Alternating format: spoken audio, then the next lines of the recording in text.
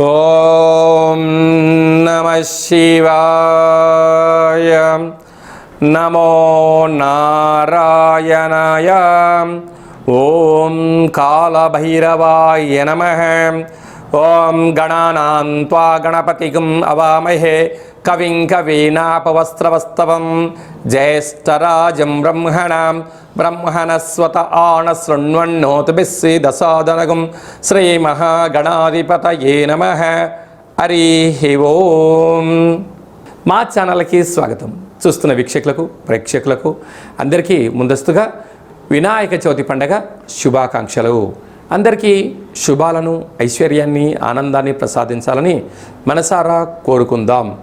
1/9/2025 నుండి 30/9/2025 వరకు ద్వాదశ రాశుల్లో గ్రహ గమనాలను వీక్షింపజేస్తూ అందరిపైనను విఘ్నేశ్వర స్వామి వారు గంగా తీరం వైపు బయలుదేరుతూ ఉంటారు కనుక అందరికీ ఐశ్వర్యాన్ని ప్రసాదించాలని, కైలాసంలో మహాదేవుడి యొక్క ఆశీస్సులు ప్రసాదించాలని, అలాగనే పూర్ణిమ తదనంతరము పితృపక్షాల కాల సమయం కనుక గతించిన వారికి వీరు స్మరణ ధ్యానము, స్వయంపాక దానము చేయడం వలన అందరికీ ఐశ్వర్యాన్ని, ఆనందాన్ని, ఆ చంద్రార్కం వారు కూడా వంశాభివృద్ధిని కలిగించాలని మనసారా కోరుకుంటూ ఆశీర్వచనం.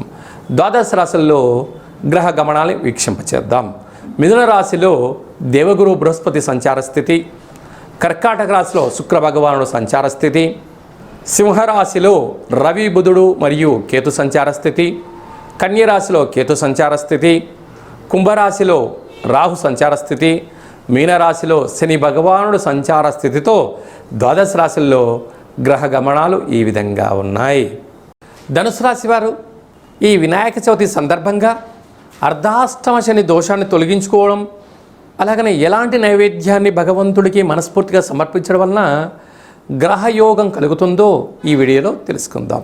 ధనుసు రాశిలో ఏ నక్షత్రాలు వస్తాయనగా మూలా నక్షత్రంలో 4 పాదాలు, పూర్వాషాఢ నక్షత్రం 4 పాదాలు, ఉత్తరాషాఢ నక్షత్రం 1 పాదం కలిపితే ధనుసు రాశి.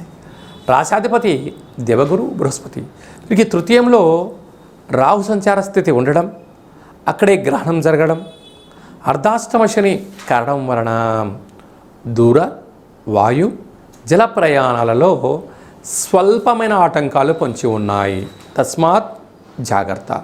సప్తమ స్థానంలో దేవగురు బృహస్పతి సంచారం చేయడం వలన విద్య, ఉద్యోగ, విదేశీయాన, వివాహ ప్రయత్నాలు కలిసి రావడం. అష్టమంలో శుక్రుడు కారణం వలన ఫోన్లు, లావాదేవీలు, బ్యాంకు యొక్క లావాదేవీలు, ధనపరమైనటువంటి బంగారు ఆభరణాలు, అనేక రకాలమైనటువంటి విలువైన వస్తువులు చేజార్చుకునే పరిస్థితి చాలా అధికంగా ఉంటుంది. కనుక వీలైనంత వరకు ఫేస్బుక్లో కానీ యూట్యూబ్లో కానీ మీకు నిజం అనిపించింది కదా అని చెప్పి దయచేసి వాటిని ఫార్వర్డ్ చేయొద్దు. దీనివల్ల అనేక రకాల మీరు ఇబ్బందికి భవిష్యత్తులో గురయ్యే పరిస్థితి కూడా చాలా అధికంగా ఉంటుంది. అలాగే విశేషంగా భాగ్యస్థానంలో బుధాదిత్య రాజయోగం, భార్యకు కానీ భర్తకు కానీ ప్రభుత్వ ఉద్యోగం ప్రయత్నం చేసేవారికి చాలా శుభ తరుణంగా భావించగలగాలి. రాజ్యస్థానంలో కుజ భగవానుడు, స్థిరాస్తులు, చరాస్తులు, ఉద్యోగము, ప్రమోషను, ట్రాన్స్ఫర్సు యోగదాయకం. ఇలాంటి కాల సమయంలో ఆదిపూజ్య మహాగణాధిపతి గణపతి స్వామి వారికి శనగపప్పుతో కూడుకున్నటువంటి ఉండ్రాలను నైవేద్యంగా ఏర్పాటు చేయడం, అలాగనే తెల్లటి నువ్వులతో ఏర్పాటు చేసినటువంటి పాక ఉండలను నైవేద్యంగా పెట్టడం వలన దోషం తొలగి ఐశ్వర్యం కలుగుతుందని చెప్పి గమనించాలి. భాద్రపద మాసంలో అలాగనే సెప్టెంబర్ మాసంలో ముఖ్యమైనటువంటి పండగల గురించి క్లుప్తంగా, సవివరంగా, సంపూర్ణంగా తెలుసుకుందాం. మనకు సెప్టెంబర్ మాసం ప్రారంభం అయ్యేసరికే మనకు వినాయక నవరాత్రులు జరుగుతున్నాయి కనుక మనకు 6వ తారీఖున విఘ్నేశ్వర స్వామివారు శరన్నవరాత్ర మహోత్సవాలన్నీ కూడా ముగించుకొని గంగా తీరం వైపు స్వామివారు బయలుదేరుతూ ఉంటారు. కనుక వెళ్ళేటువంటి కాలక్రమంలో అందరము కూడా నిశ్శబ్దాలను ఎక్కువగా పాటిస్తూ శబ్దరహితమైనటువంటి జీవనాన్ని ముందుకెళ్తూ, ఎందుకంటే శబ్ద కాలుష్యం అనేది చాలా అధికమవుతుంది. వాటితో పాటి కోలాహలాలు, సంపూర్ణమైనటువంటి శాంతి భద్రతలకు అనుకూలంగా ఉంటూ స్వామివారిని ఏ ఆనందంగా అయితే మనము కూర్చోబెట్టామో ఆ గంగా తీరం దగ్గరికి వెళ్ళి పంపించి మళ్ళీ మనమందరం క్షేమంగా ఇంటికి చేరాలని చెప్పి కూడా మనసారా అందరం కోరుకుందాం. క్రమశిక్షణ అనేటువంటిది మన భారతదేశ సనాతన సాంప్రదాయము. ఒకానొక కాల సందర్భంలో బాలగంగాధర్ తిలక్ గారు మనము భారతీయులము ఒకే చోట కూర్చొని మనల్ని అందరినీ కలుపుకొని భారతదేశ స్వతంత్రం రావడానికి ఎలా మనకు స్వామివారు ఎలా ఆశీర్వదించారో రాబోయే కాలంలో కూడా ఎవరి జీవితాలలో కూడా అష్ట కష్టాలు లేకుండా అష్ట ఐశ్వర్యాలను ప్రసాదించాలని ప్రతి ఇంట, ప్రతి గ్రామాలలో, ప్రతి వాడలలో, ప్రతి దేశంలో మనం చేసేటువంటి విఘ్నేశ్వర స్వామి వారి యొక్క గంగా తీర ప్రయాణ శుభాకాంక్షలు. అందరూ క్షేమంగా ఉండాలి, అందులో మనమందరం ఉండాలని కూడా కోరుకుందాం. 7వ తారీఖున భాద్రపద మాస శుక్లపక్ష పూర్ణిమ, అందులో ఆదివారము. ఈ సంవత్సరం అధిపతి రవి భగవానుడు, ఆదివారము. అదే కాకుండా కూడా ఈ సంవత్సరంలో మొట్టమొదటిసారిగా వస్తూ ఉండబడినటువంటి చంద్రగ్రహణము, రాహుగ్రస్త చంద్రగ్రహణం జరుగుతుంది కనుక వీలైనంత వరకు 7వ తారీఖు సాయంత్రం 4:30-5 గంటలకే ఆహారాన్ని సంపూర్ణంగా భోజనం చేసి వీలైతే ఉపవాసం చేయడము ఉత్తమోత్తంగా భావించగలగాలి.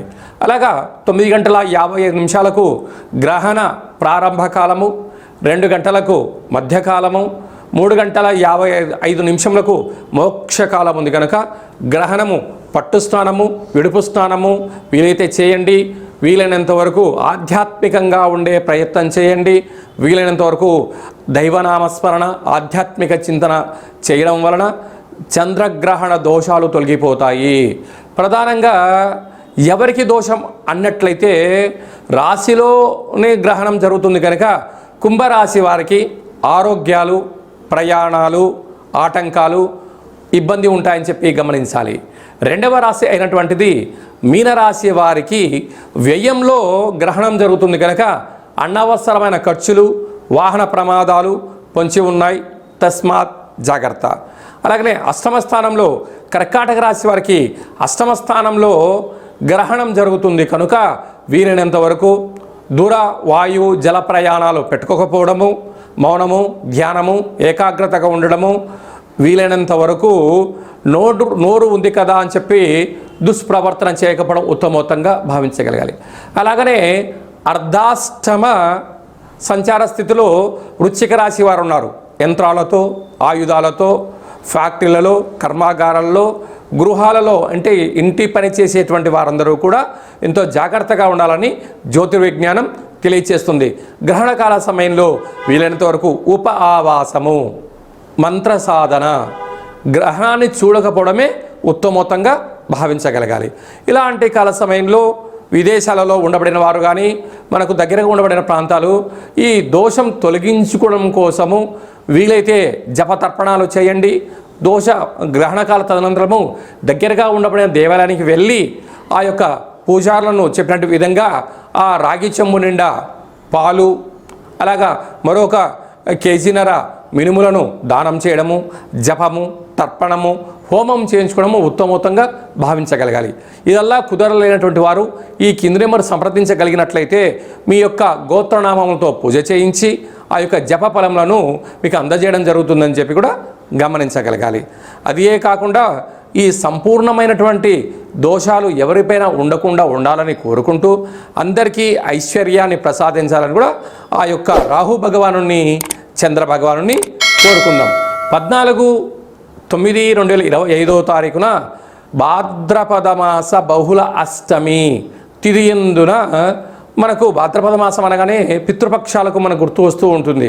అలాగా అష్ట కష్టాలు తొలగించడం కోసం ఆ రోజు వీలైనంత వరకు గతించట పెద్దవారి పేరు మీద స్మరణ చేసి కాకులకు, ఆవుకు ఆహారాన్ని, సాధువులకు అన్నదానాన్ని, స్వయంపాక దానాన్ని చేసినట్లయితే గృహంలో ఉండబడిన అష్ట కష్టాలు తొలగిపోతాయని చెప్పి గమనించగలగాలి.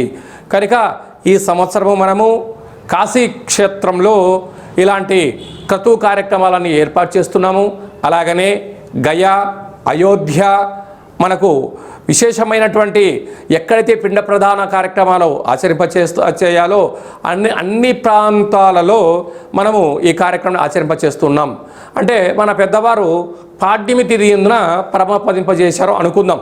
చైత్రమాసమో, వైశాఖ మాసమో, జ్యేష్ఠ మాసమో పాడ్యమి తిథి ఎందున వాళ్ళకు గుర్తుపెట్టుకొని స్వయంపాక దానము ఈ యొక్క కార్యక్రమాల పితృ కార్యక్రమాలు ఆచరింపచేయడము యోగదాయకం. ఏకాదశి రోజు కాలమయ్యారు, ఏకాదశి రోజు కార్యక్రమాలు ఆచరింపచేయడం.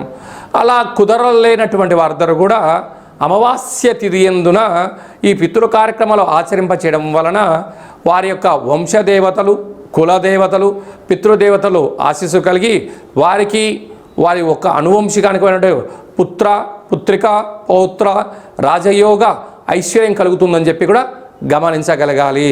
అలాగే భూమండలానికే కైలాస క్షేత్రం అయినటువంటి మనకు విశేషమైన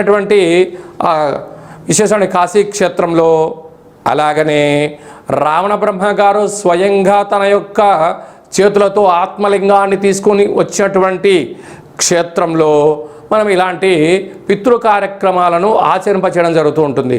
అలాగా మనం ఆయా స్థలాలలో మనం పెట్టినట్లయితే విశేషమైన పుణ్య ఫలితం కలిగి కోటి జన్మల పుణ్య ఫలితం కలుగుతుందని చెప్పి కూడా గమనించాలి.